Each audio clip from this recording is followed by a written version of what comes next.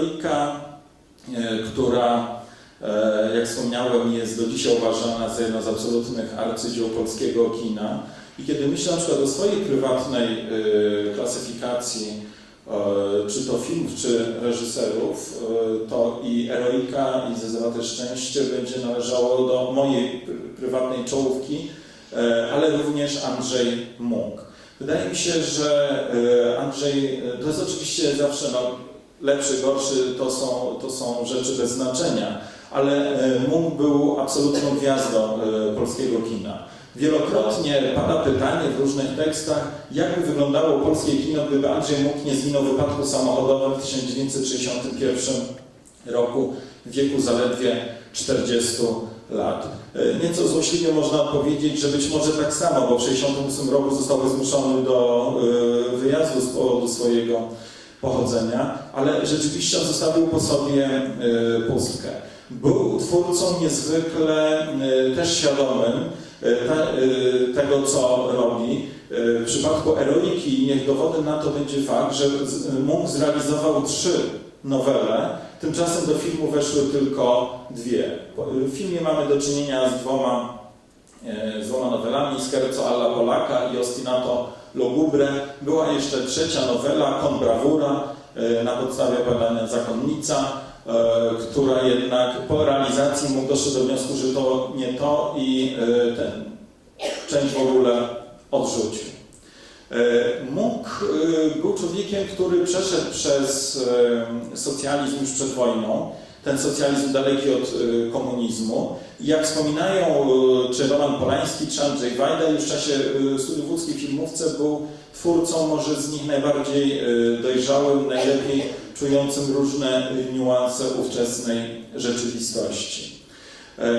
Bardzo ważnym wydarzeniem, bo już pewnie o Munku Państwo słyszeli przy okazji Człowieka na torze, ale pewne rzeczy siłą rzeczy trzeba powtórzyć, bo i przy Człowieku na torze, i przy Heroice, i przy Zezowatym Szczęściu bardzo ważnym wydarzeniem dla Munka było spotkanie z Jerzym Stefanem Stawińskim, podobnie zresztą jak i dla Stawińskiego. Heroika to ekranizacja 2 opowiadań Jerzego Stefana Stawińskiego, opowiadań, w której wykorzystał on częściowo swoje doświadczenia, a więc to nie są historie zupełnie wymyślone, to są historie, które gdzieś znajdują swoje korzenie w pamięci scenarzysty.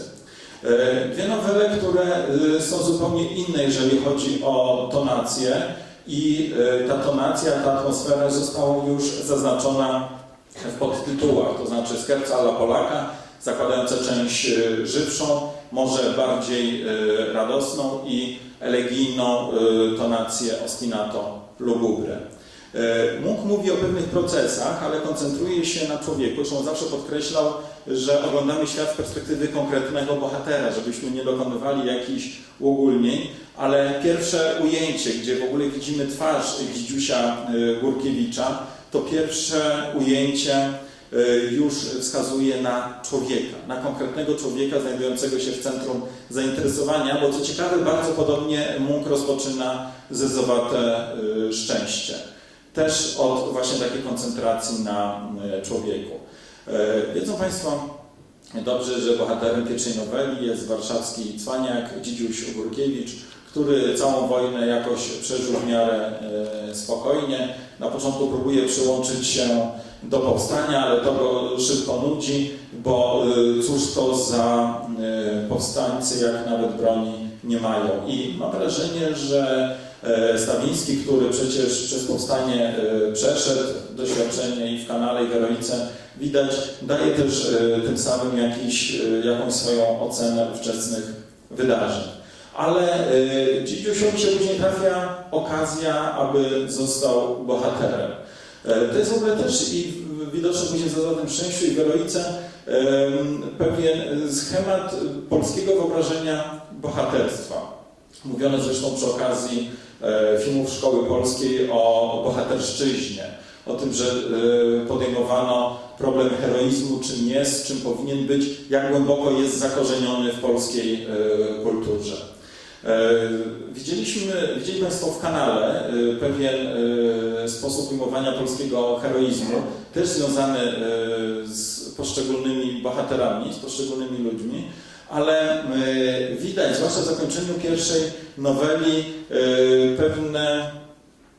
pewne przywiązanie, czy inaczej, pewien przymus związany z byciem w kulturze. Z tym, że bohater, który nie chce być bohaterem, chcąc nie chcąc i tak nim zostaje. Ale Munch w tym filmie zadaje dużo więcej pytań. Jednym z moich ulubionych fragmentów pierwszej noweli jest ta część, która zaczyna się od popijawy w schronie radiotelegrafistki. Munch zadaje nieco przewrotnie takie pytanie: czy polski bohater wojny, czasu wojny, ma prawo mieć kaca? Ale nie kaca moralnego, polskiego kaca moralnego, tylko po prostu kaca. Czy ma prawo upić się do nieprzytomności? To jest tak naprawdę pytanie o codzienność. Nie wszyscy w czasie wojny są żołnierzami. W Zezowatym Szczęściu jest takie piękne ujęcie, jak Piszczyk wraca z obozu i nagle kamera pokazuje nam ludzi opalających się na plaży, kąpiących się w rzece, pokazując, że są różne wymiary życia w czasie wojny.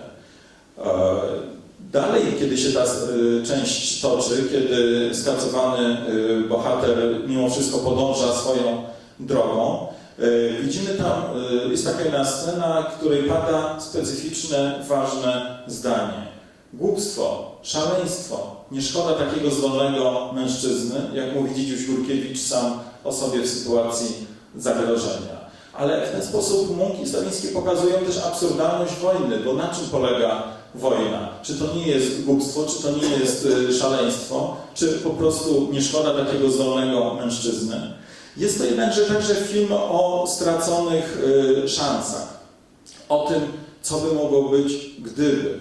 I o tym, że to bohaterstwo w gruncie rzeczy na nic nikomu się nie zdaje, podobnie jak w drugiej noweli.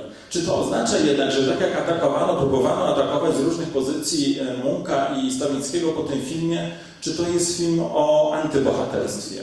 Czy to jest film mówiący o tym, że nie warto być bohaterem? Andrzej Munk, zresztą ten cytat jest również w programach Akademii Filmu Polskiego, to jest bardzo ważny cytat, mówi, że bohaterstwo wynika ze sprzeciwu wobec zła i że ktoś, kto nie akceptuje tego sprzeciwu, jest po prostu łajdakiem. W żaden sposób nie można więc negować idei bohaterstwa, natomiast można wskazać, i Munk właśnie to robi, na nieprzydatność takich postaw w określonych warunkach. Bo co z tego wynika? W jakimś sensie podobna jest sytuacja z noweli drugiej, z Ostinato Lugubre. Tam mamy do czynienia z obozem jenieckim pod Alpami. Zresztą sam Stawiński był w takim obozie, gdzie do oficerów, którzy pozostają w niemieckiej niewoli od 1939 roku, dołączają oficerowie czasów wojny, oficerowie z Powstania Warszawskiego. To doświadczenie przeżył sam Stawiński, pokazując ludzi, którzy idą prosto z pola walki i z drugiej strony ludzi, którzy ciągle żyją sytuacją z 1939 roku. W tej części Ostinato Lugubre, które co ciekawe od wielu lat w różnych wypowiedziach to podkreśla, Jerzy Stefan Stawiński uważa za najlepszą do tej pory realizację swojego tekstu, właśnie tę część. Pokazują obaj, i reżyser, i scenarzysta, i grono wyśmienitych aktorów, nie tylko pewien znowu dyskurs na temat heroizmu, ale również na temat mitów narodowych, między innymi mitów narodowych. Chodzi tutaj o postać porucznika Zawistowskiego, jednego, jak mówią, któremu udało się uciec. Oczywiście rzecz, jak Państwo zobaczą, wygląda nieco inaczej. Ale proszę zwrócić uwagę na zakończenie tego filmu, bo Munch, który podchodził do pewnych dylematów w sposób niesłychanie logiczny, zdyscyplinowany myślowo, ale z drugiej strony z pełną otwartością. Mówiąc o mitach, zauważa rzecz następującą. Musimy, i to też jest doświadczenie po-stalinowskie i doświadczenie po-październikowe, musimy wiedzieć, kiedy, gdzie mamy do czynienia z mitami. Musimy również naszą narodową przeszłość, narodową tożsamość przeanalizować pod względem funkcjonujących mitów. Ale, zauważa Munk, jeden nie wyklucza drugiego. To znaczy fakt, że musimy te mity rozumieć, nie zmienia niczego, jeżeli chodzi o konieczność ich występowania. Mity po prostu czasami są potrzebne. Dzięki mitom po prostu czasami łatwiej przeżyć. Powinniśmy wiedzieć, kiedy mamy z nimi do czynienia, ale nie możemy negować sensu ich istnienia. Widać, myślę, że doskonałość tej drugiej części eroiki, doskonałość formalna Munka, polega również na odpowiednim zestawieniu tragedii z komedią. To zresztą bardzo ważny element pojawiający się także w wypowiedziach samego reżysera. Chodzi mi tutaj przede wszystkim o jedną scenę, gdzie reżyser umiejętnie buduje w nas śmiech, kiedy tak jak bohaterów filmu ogarnia nas wesołość, cieszymy, bawimy się razem z nimi i wówczas nagle w tę wesołość wdziera się błyskawicznie, bez żadnego ostrzeżenia dramat. I wówczas śmiech zamiera nam na ustach. Paradoks jednak, do którego dążył Munk, polega na tym, że ta scena nie przestaje być w jakimś sensie zabawna, mimo że jednocześnie jest tragiczna. Z tego punktu wyjścia narodzi się przecież później zezowate szczęście. Ale właśnie w historii porucznika Żaka,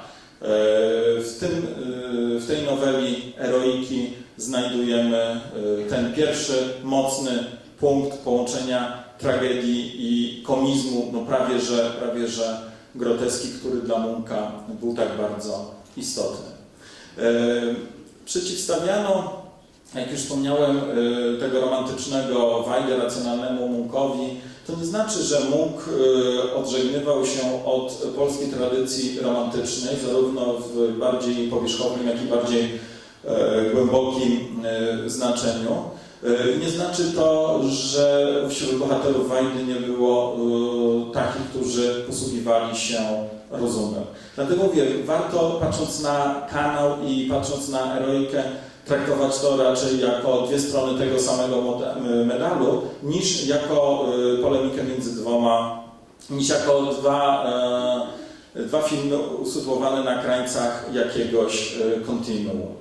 Warto też pamiętać, że z tymi filmami polemizowali też inni twórcy i polemiki pojawiały się w prasie. Ponieważ jednak proces produkcji filmowej, proces powstawania dzieła artystycznego nie jest czymś prostym, nieskomplikowanym, warto zauważyć, że początkowo w zamysłach Munka eroika miała wyglądać inaczej.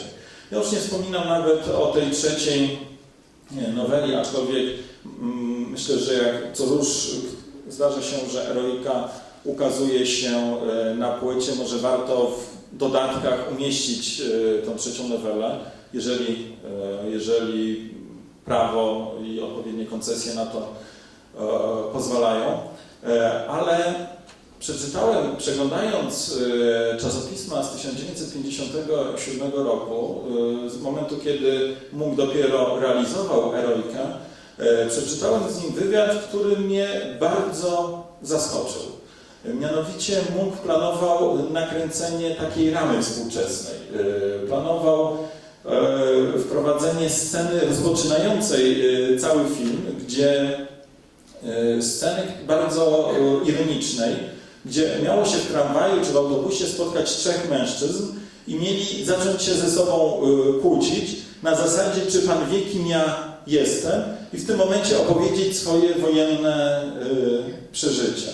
aby w ten sposób tę wojenną historię doprowadzić do współczesności. Być może by się to udało, sądzę jednak, że fakt, że to pozostało tylko w tym wywiadzie, że Munch nigdy tych scen nie nakręcił, to akurat dla realizacji, dla późniejszego filmu okazało się bardzo korzystne. W drugiej części absolutna plejada gwiazd polskiego kina: Mariusz Dmochowski, Bogumił Kobiela, Kazimierz Rudzki, Tadeusz Łomnicki, Józef Nowak, Roman Kłosowski. To fantastyczny gwiazdozbiór. Ale proszę też spośród tych postaci, spośród tych aktorów zwrócić szczególną uwagę na podporucznika Turka, którego gra Kazimierz Rudzki. Dlatego, że postawa prezentowana przez Rudzkiego w tym filmie była może najbliższa samemu Munchowi. Zresztą sam sposób bycia Rudzkiego był Munchowi bliski. Nawet później chciał nakręcić kolejny film z Rudzkim. Ten film, który później nazywał się Zezowate Szczęście, jednak kiedy dostał do ręki scenariusz, musiał zrezygnować, ponieważ, no, proszę wybaczyć to sformułowanie, ale Kazimierz Rudzki miał zbyt inteligentną twarz do roli Piszczyka. Munch wiedział, że ten aktor do tej postaci nie pasuje. To już jest zupełnie inna historia.